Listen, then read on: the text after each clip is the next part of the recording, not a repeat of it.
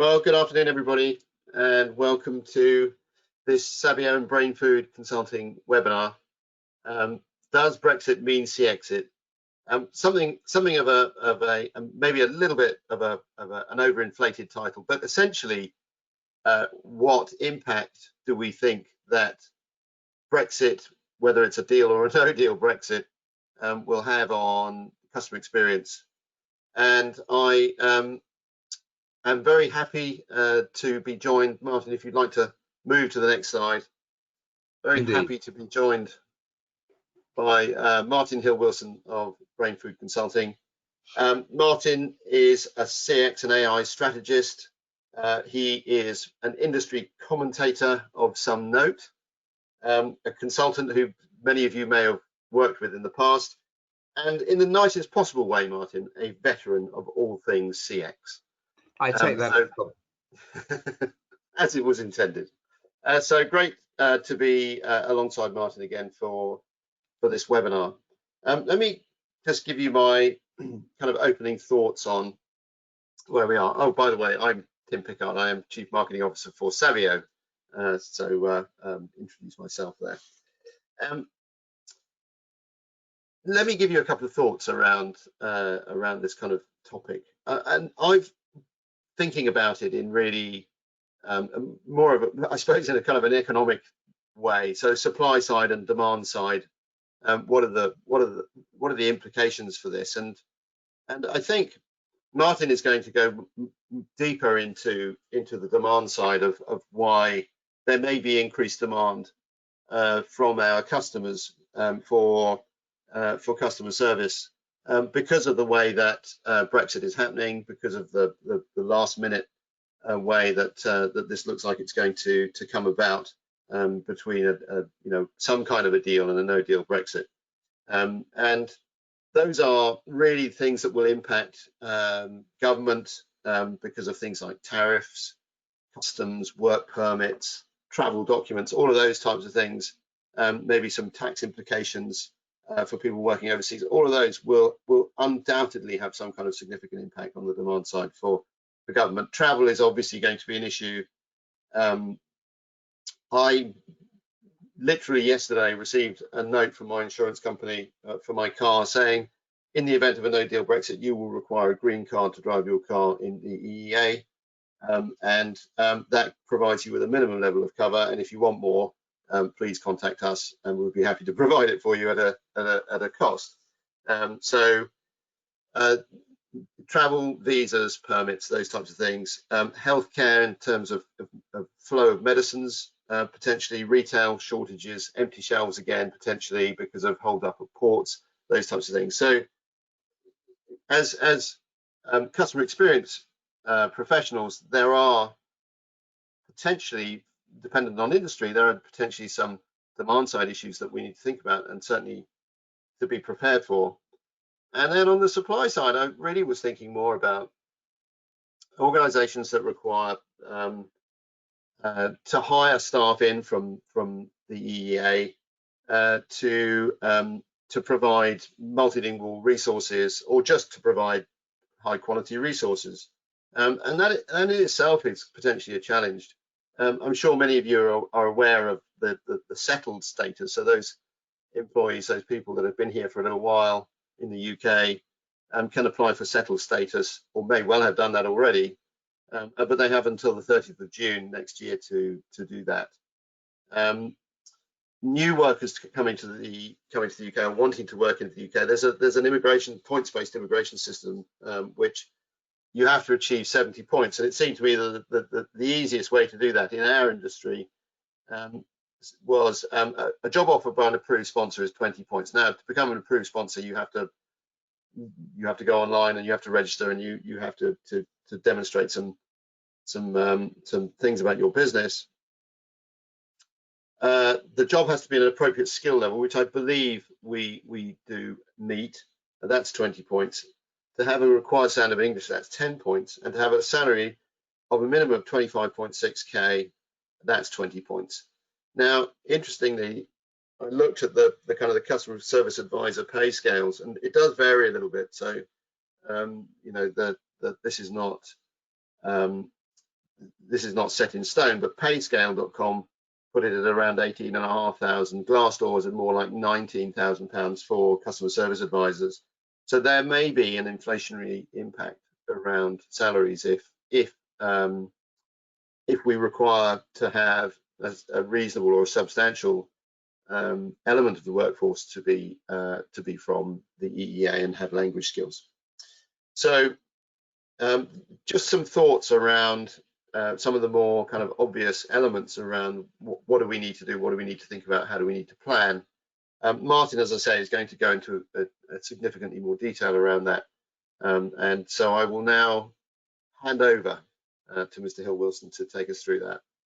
Thank you very much, Tim. That's good scene setting. And I think, you know, the issue we've got here is that everything is getting planned, but nothing is fully planned.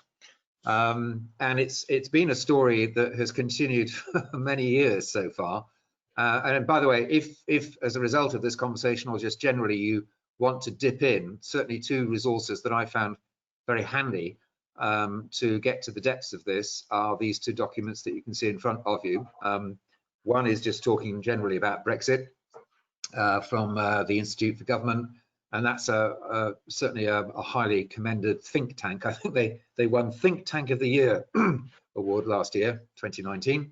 And then there's one specifically focused on what no deal would mean and going through that particular scenario.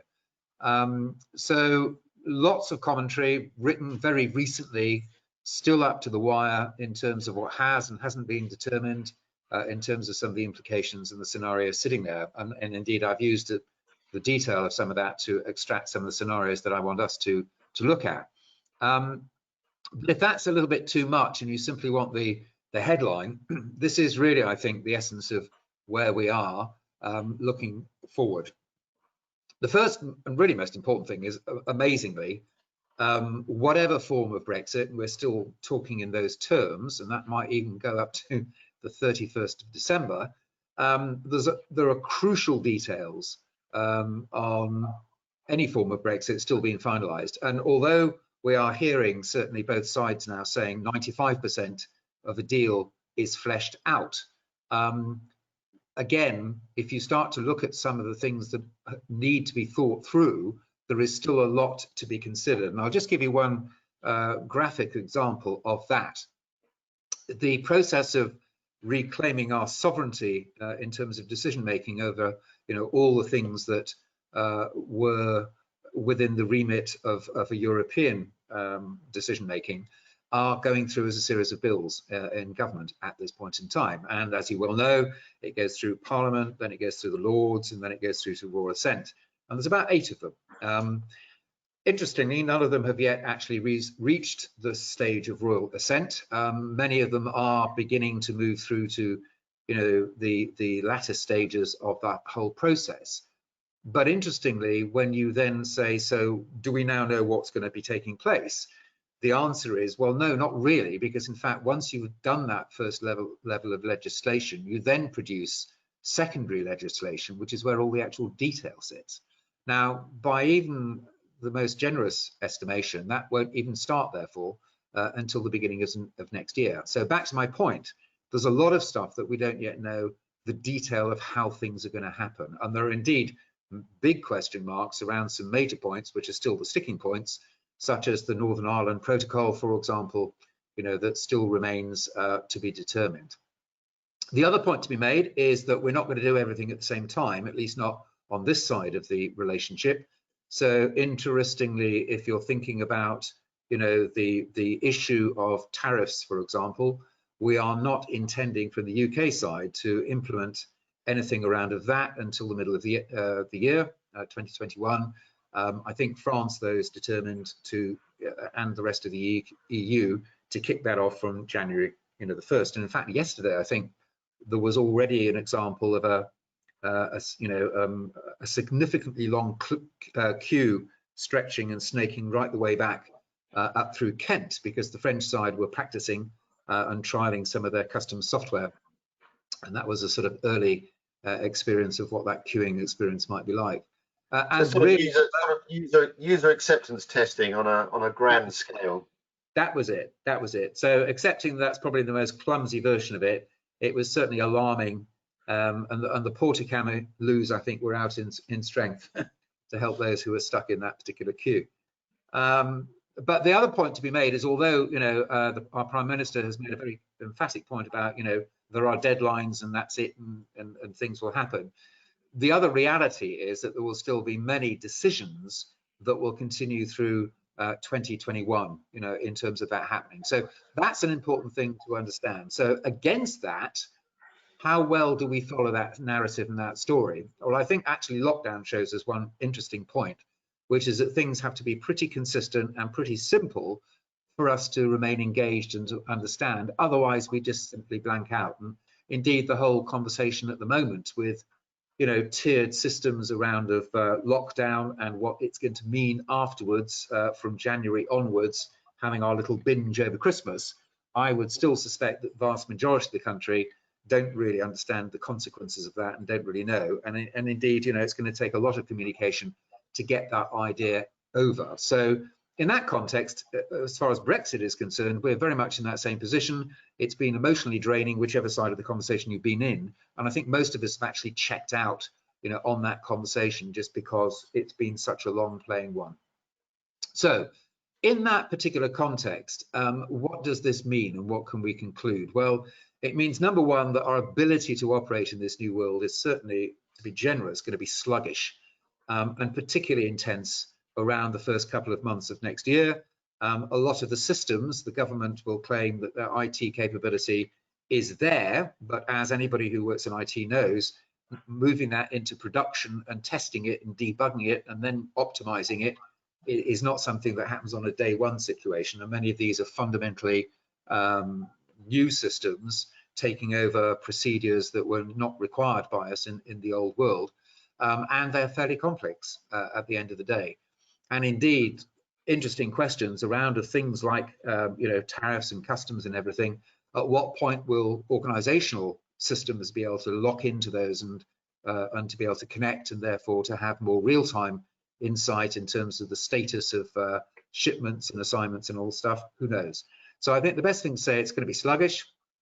There's undoubtedly going to be disruption and shortages. We'll have a look at some of those scenarios in a wee while. And because much of the detail of the decision making is still to be formed, there's going to be a combination of slow decision making, because some of those IT systems aren't going to be operationally up in the way that we would need them to be, and certainly a degree of confusion from that's what we had as a holding position to now we've refined it, now we've decided to change it. There'll be a lot of confusion around that, and really there's going to be a gap in terms of what the government is attempting to nail down and to produce as a detailed version of life, and what we as organizations and individuals understand. So there's that gap in understanding around what still remains a fluid outcome. And really the most important point to get here is that there is a change which is happening from the very beginning of next year, and so the consequences of that will be felt immediately.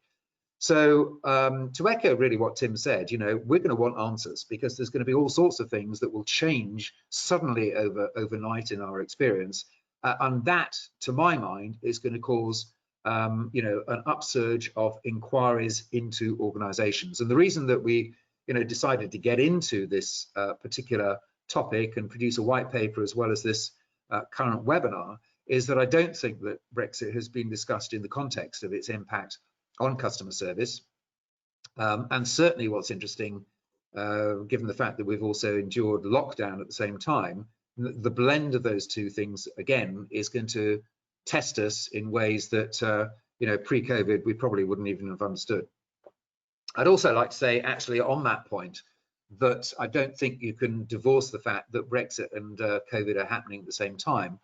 And, the way that we're currently feeling, and indeed this secondary phase of lockdown, I think has put additional strain on people in terms of their mental well-being. We know that we're going into a dark part of the year. It's a difficult part of the year, summoning up and rejuvenating ourselves around the momentum to keep going at what was anyway a breakneck speed for many organizations, doing quite frankly amazing things. And this is just a little diagram from Cole from Twitter, actually, who analysed, the general sentiment that's displayed across the year. And interestingly, although there is a range of emotion there, the most dominant ones are either confusion or sadness. So I think it's important to remember that the way in which people are going to be receiving Brexit and demanding and wanting answers to things contextually is going to be in probably a slightly troubled experiential context. And against that, whilst, organizationally, we're all neutral on the point, the fact is that we do pick up the consequences of this in terms of customer loyalty and customer expectation. And again, this piece of work was done, sort of mid-year, asking the question, from your perspective as a consumer, is it more or less important that that organizations look after you? The answer overwhelmingly is yes.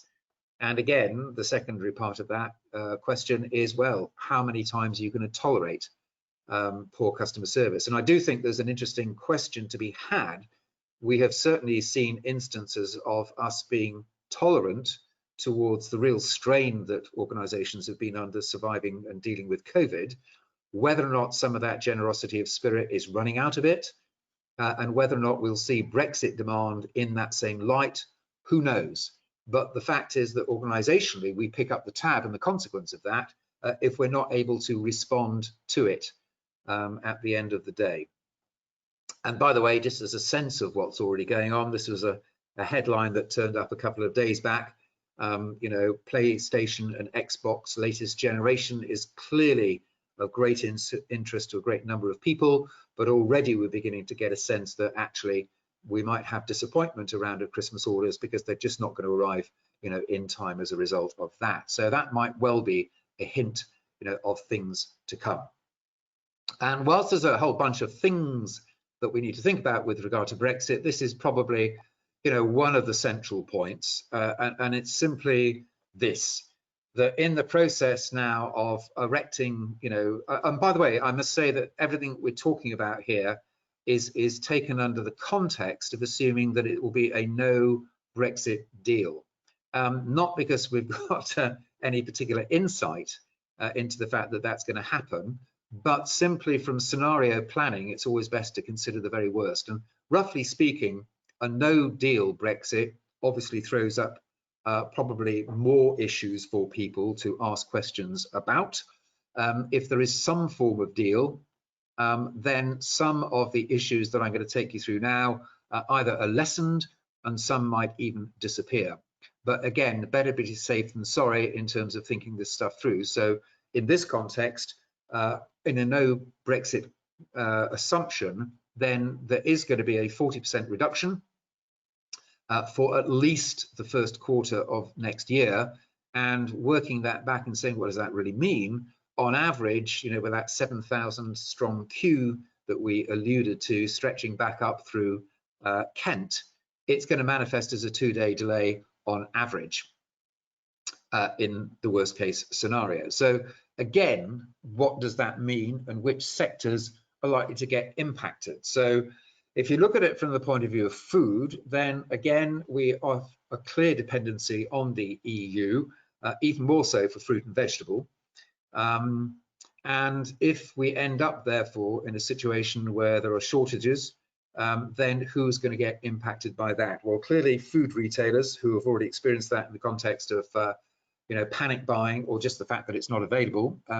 You can imagine how people are going to engage with them, and also people who are trying to get home deliveries, and indeed restaurants. Interestingly, whilst you might say, well, restaurants aren't part and parcel of a lockdown scenario, increasingly, I think restaurants have started to rethink what their core proposition is, and that's the delivery of food experiences, if you want, and whether or not they choose to do it in their premise or is going to be taken home, which I think a lot of them are beginning to realize is where they might well be headed.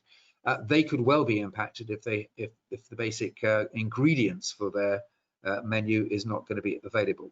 So again, potentially that's going to cause people to ask questions about changing menus, availability, and all those sort of bits and pieces. So if you're in those particular sectors, again, worth thinking about that as a potential scenario, and what are you going to be doing about that? The other interesting and rather distressing fact about a no Brexit scenario is that with tariffs going up, it is going to have a consequence in terms of price, and already pandemic has increased the number who are, in the poverty zone. I think Marcus Rashford has very clearly highlighted that for us in terms of those issues.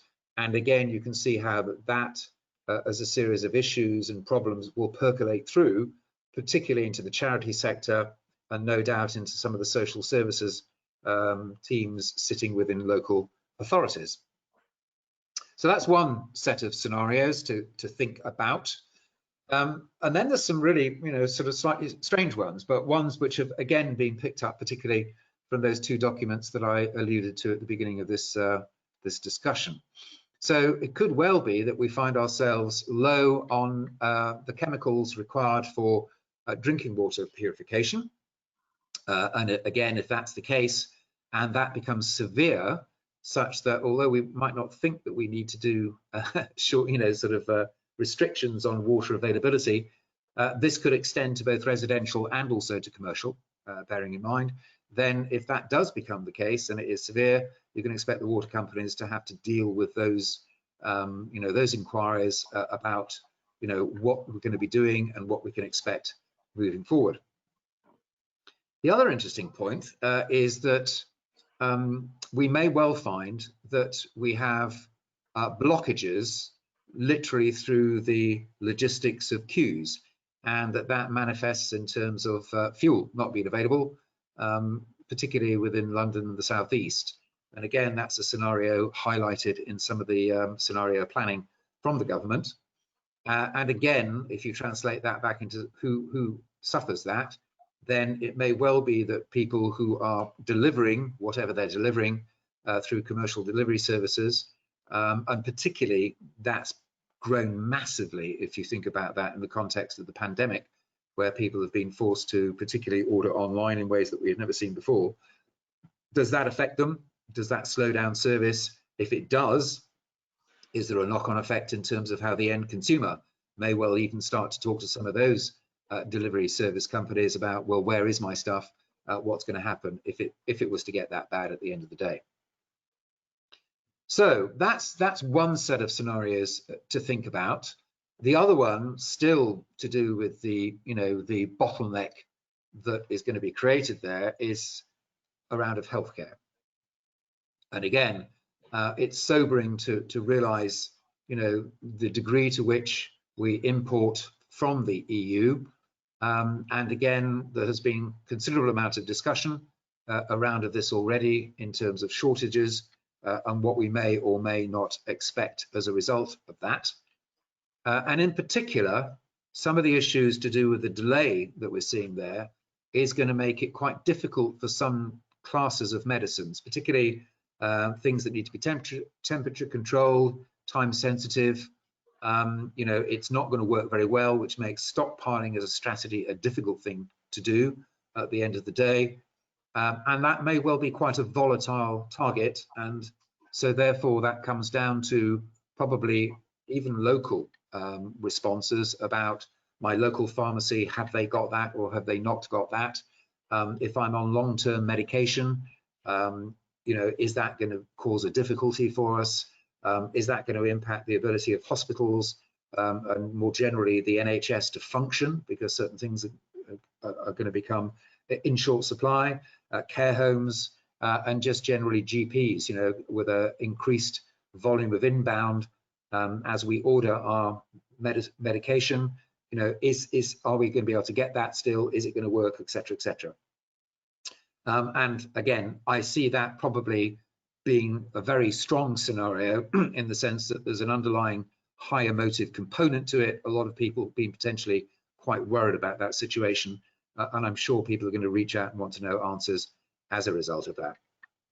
Here's another one, which is again a scenario that will matter to some of us, and again, animal vaccination may well prove more difficult because the vaccines will not be in such ready supply.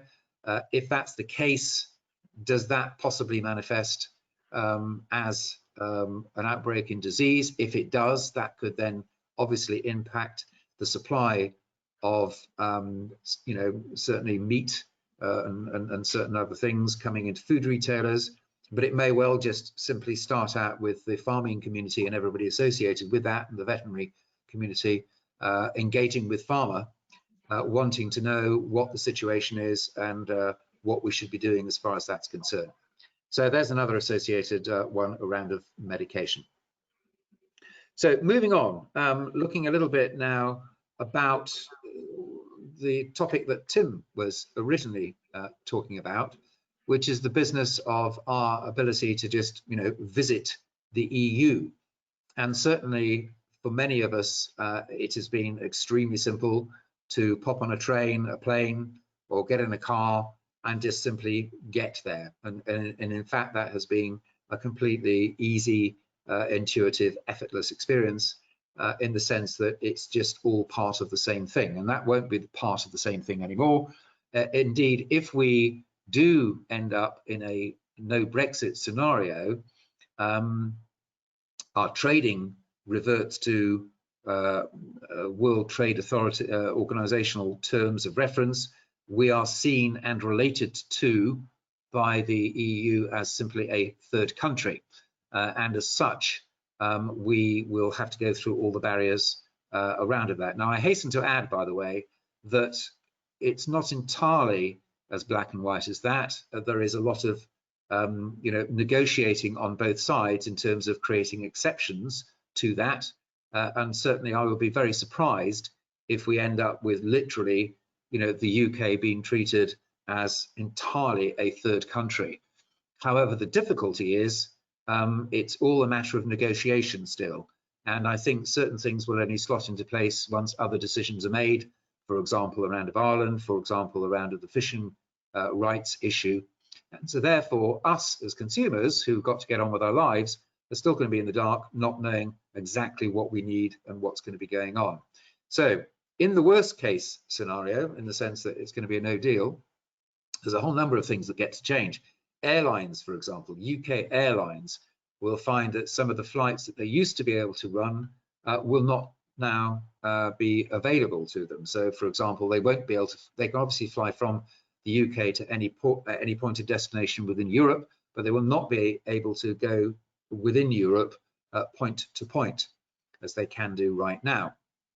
As Tim alluded to, again, there will be all sorts of new requirements, and this in particular may well hit the business community, people who maybe have an extended stay because they are working on assignments, and what will be the visa requirements, and indeed what will be the fees. And the most significant point about this, the complexity of it, is of course that we're no longer dealing with a single unified body called the EU. We're now dealing with individual member states, and so therefore we're now reverting back to different rules and regulations across those 27 member states, which will add to considerable complexity.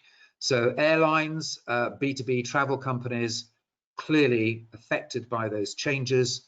How educated we prove to be at the end of the day will be interesting, but I'm sure there's going to have to be a tremendous amount of education and then in-moment panic around of bits and pieces to do with that. If you have a pet, and if you think that you want to be taking your pet to Europe, probably the earliest you can now do that is around about March time, simply because you now have got a 4 months lead time. You need to be talking to your vet. The existing vet passport is going to be invalid as soon as next year turns up, and there's a whole new set of criteria that you've got to abide by if you're going to bring your pet, and basically that's a 4 month lead time. The other interesting point is that some of the reciprocity between us and Europe starts to disappear in terms of health insurance and things of that nature. And so therefore, it may well be that older travelers, people with certain conditions, may well find it either harder or indeed just more expensive to travel. That's a situation there. The other one, which I think has captured some of the headlines recently, has been phone roaming charges. And again, many of us have probably got unpleasant memories of spending a ridiculous amount of money when we were on holiday in Europe, 4 or 5 years back. And then we, of course, benefited from the fact that that was removed as an issue and caps were put onto it.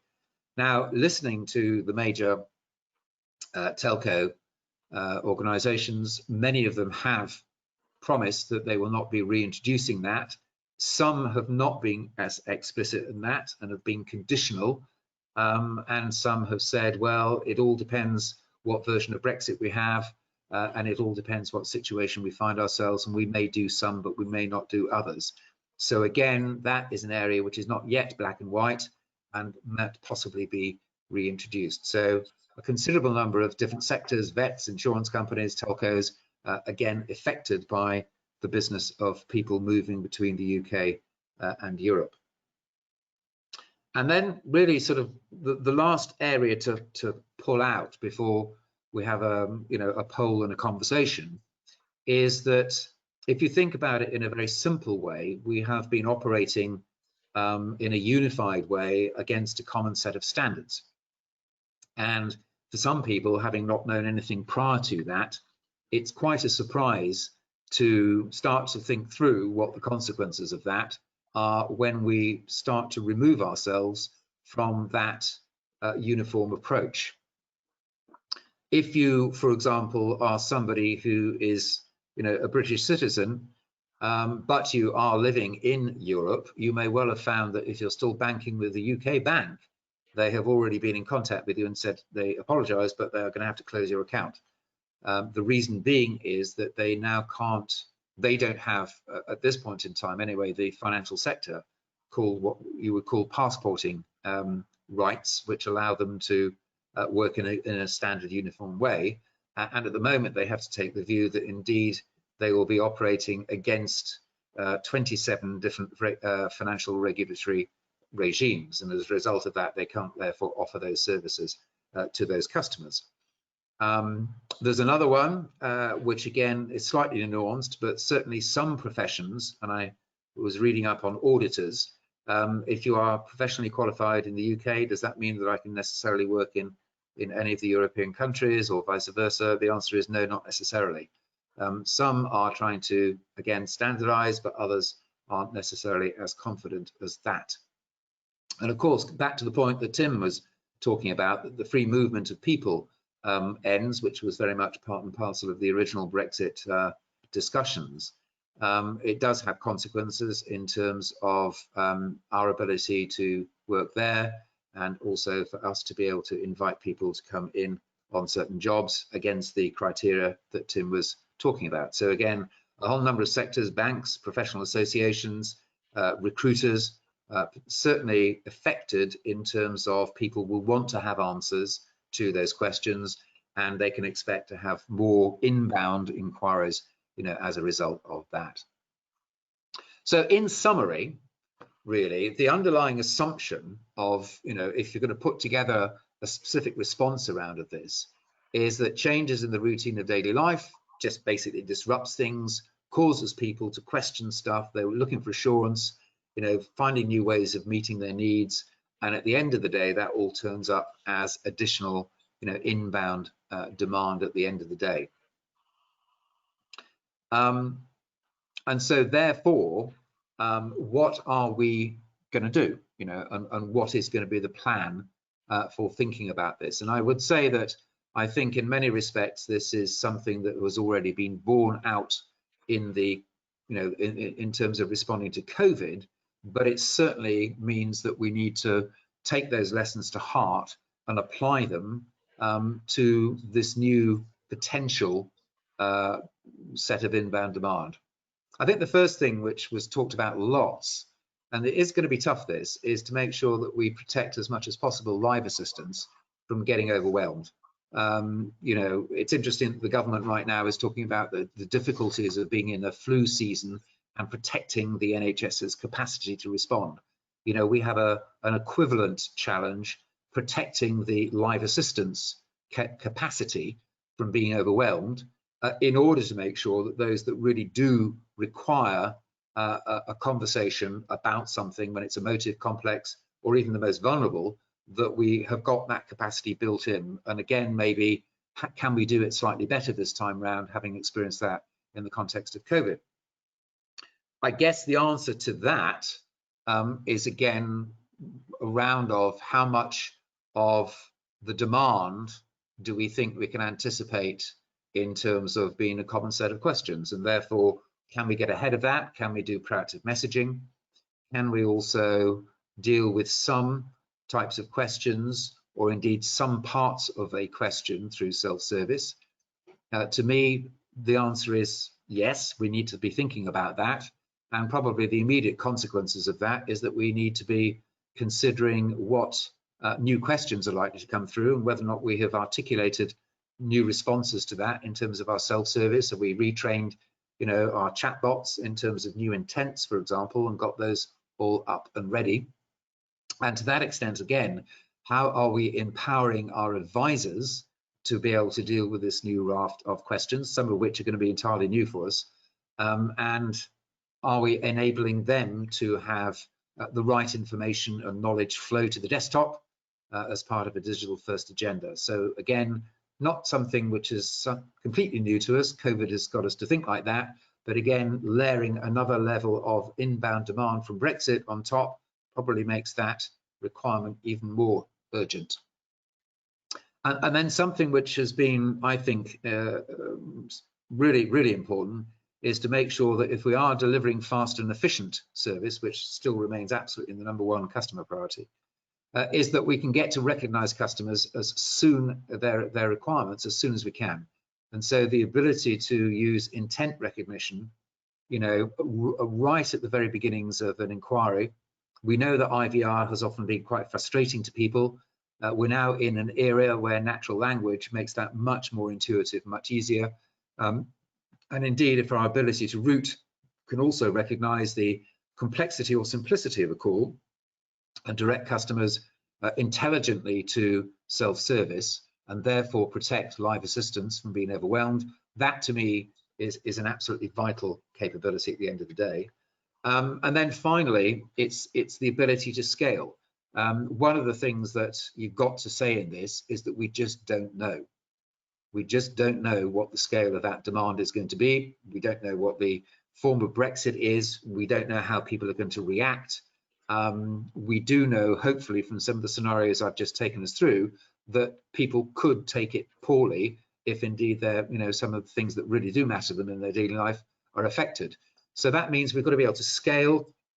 It could well be that actually we don't manage to succeed diverting a lot of people, and we still have a lot of demand for live assistance, in which case, again, how are we going to scale that in a way that we can do it rapidly and fast based on what's coming in at us?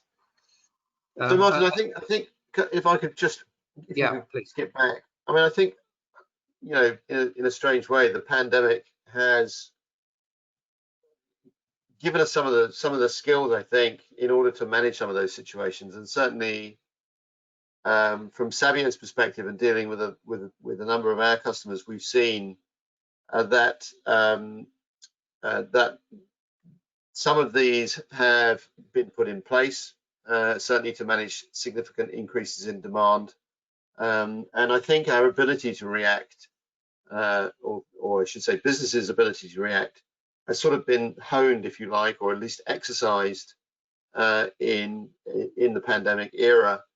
And therefore, some of these things are probably at the forefront of people's minds already in terms of what they might need to do, how they might need to do that, what their current capabilities are, etc. But certainly, this is an area that we saw quite a lot of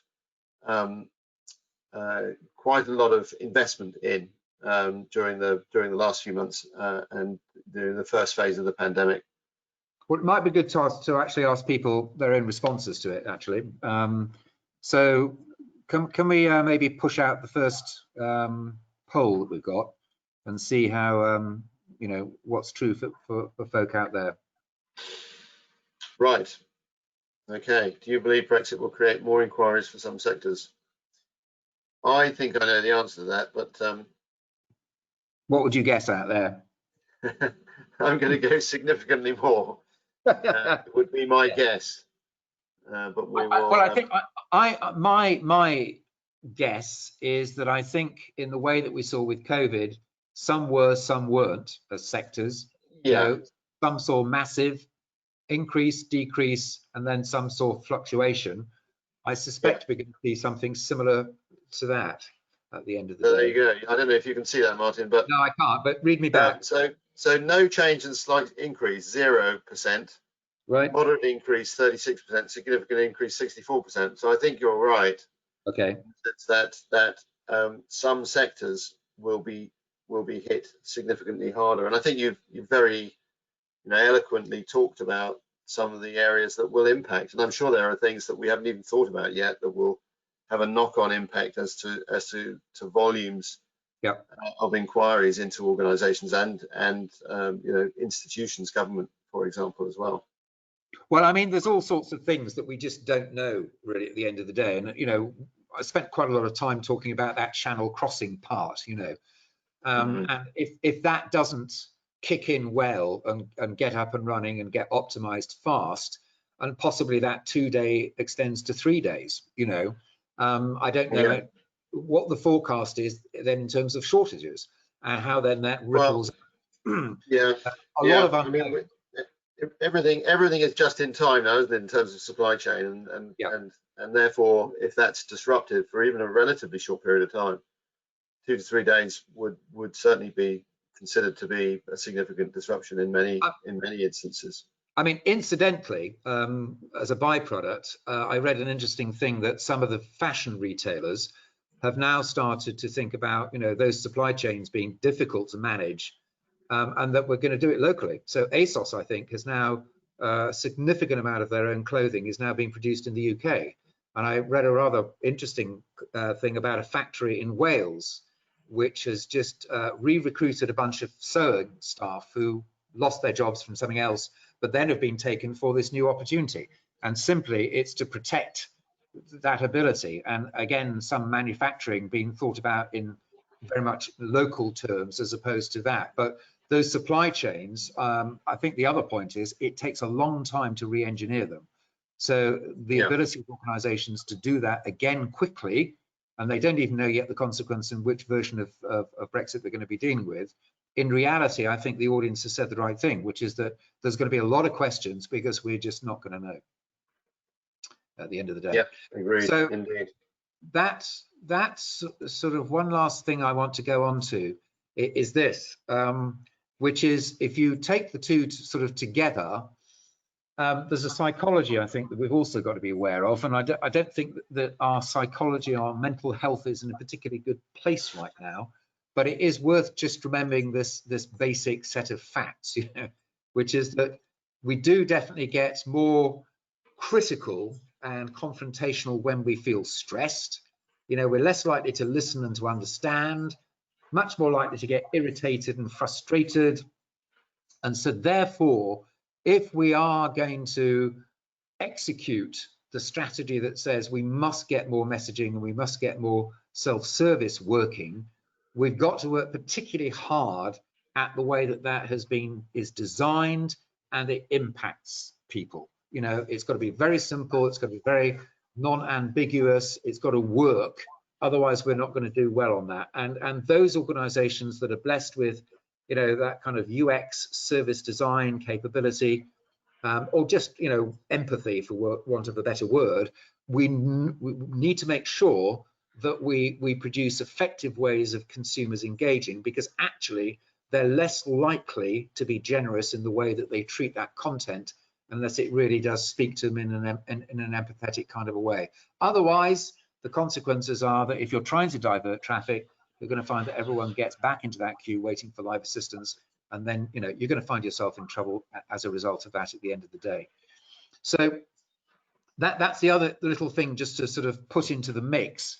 And I think we've just got one other poll, which again I'd like to hear from people at the moment, what they think is going to matter most, and indeed what they're going to be focusing upon, having just taken everybody through that little exploration of those scenarios.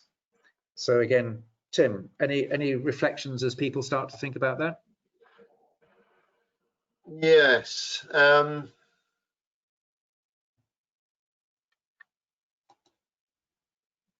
Well, I think there's a couple of things there. So this is about which are the most important elements in a Brexit service strategy. I think you've talked about a couple of these. Refresh content for self-service. So self-service clearly playing a bigger part and helping to inform ahead of any proactive inquiry. And then the final one, which is to move to an intent-based approach to triage and agent assist. I think certainly from a technology perspective, we see a lot of interest and investment in that area. This is going to be interesting. So I'm not able to. Right. See, so there you go. So, well, hang on, not quite right. So number one, joint first, refresh content for self-service. Yeah. Yep. Makes sense. Upgrade proactive messaging capacity. Yeah. Yes. Yes. And then joint third, better, faster customer feedback, and move to an intent-based approach to triage and assist and agent assist. Yeah, that makes perfectly good sense. Yes, that makes perfectly good sense at the end of the day. Okay. And zero is ability to quickly plug in more live assistants. So I think that's really interesting as well, because the answer is in better communications up front, more ability for self-service, and then the triaging using AI and more technology around that. I'm sure COVID's given us live increasing live assistance is not necessarily the answer, which is interesting. No, I would agree. I absolutely agree with that. So again, I think that's probably the product of us, having done the pandemic and learned something from that in terms of how we maintain a resilience around service standards and stuff at the end of the day. Okay, so that's great. So if that's been interesting to us, collectively, a more detailed version of that is available to you if you'd like to, which is please feel free to download the white paper which is available, and to say that in tackling the topic, it's not that we particularly relished bringing yet worse news to the table, because I know everyone's had a very busy and difficult time anyway, but I do think that it's just another scenario that we have to bear in mind, and I do think that we have got a kind of a selective amnesia about Brexit in the UK. It's been such a tough discussion, and I think that when at the top of the year or whatever it was, we had another year not to think about it, then we became preoccupied with the pandemic. It's easy for it to slip away in terms of our attention. We did some initial planning probably as organizations way back in the day. We can't go much further because we still don't know the detail. And I don't think that customer service, by the way, has been given the space yet to think about the consequences for themselves, which is again why we've put this thing together. But it does seem, from just that feedback we've seen, people do anticipate more demand. It does seem that people are going to say, let's try to get proactive and self-service orientated, which will again push a digital first agenda. And it's going to be, therefore, as a consequence of that, a need to resource those areas, the skills required for those areas, and to some degree, the technology that empowers that, in order to be able to survive what will probably be quite an intense period, starting, from Jan 1st, couple of months of, I think, great confusion myself, and then things beginning to settle down after that. And I think that analysis applies now to whatever version of Brexit we end up with. It's just got to that point in the cycle that there is going to be confusion as a working assumption. Tim, any reflections from your perspective? No, I think as ever, Martin, a very thought-provoking, interesting spin through some of the potential challenges that we will face. As I said earlier on, we're 5 weeks away from this, and there's still a lot of confusion. Hark back to my insurance company sending me a note about the fact that you may or may not need to do this. We really don't know at this point. Yeah. Which is it doesn't help anybody, and the quicker we can get some clarification around that, obviously the better. But as you alluded to, you know, the commentary from the EU and from the UK government is nothing agreed until everything's agreed. So Right. you know, even though we're 95% done, that 5% could make all the difference. Can go all the So way. we will wait and see and keep our fingers crossed around a successful, if at least a clear outcome in terms of what we need to do and what the impact of that is going to be. But I would like to thank Martin for his content, his experience, and his articulation of that challenge. I want to thank everyone for being part of this webinar. Please do download the white paper. It has a lot of great content in there that summarizes a lot of the points that we have talked about today. So I really would encourage you to download that and to study that. Well, share it with the teams as well, because actually we've done this from a practical perspective of helping you to get planned. So encourage you to the white paper, encourage you to the recording of this session, play it back with your teams before Christmas, you know, spend an hour or so investing it and saying, what does this mean to us? What do we think we should be doing? Absolutely. And yes, and good luck. Yes, it will get better towards that as we head towards that period. So yes, thank you everyone for attending this webinar. Really appreciate your time. I know everyone has plenty of these types of invites to go to, so I appreciate you spending an hour, roughly an hour with us today. So thank you very much, and we look forward to talking to you again in the not too distant future. Thank you. Thank you.